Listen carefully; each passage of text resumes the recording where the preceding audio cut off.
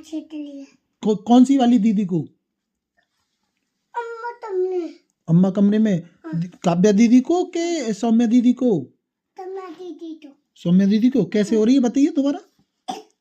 अच्छे के लिए अच्छे। खांसी। चलो चलो पकड़ो पकड़ो, चलो चलो चलो चलो पकड़ो, देख क्या हो।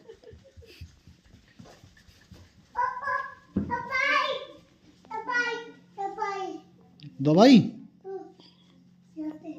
अब पहले दीदी को तो दिखा, कहाँ है?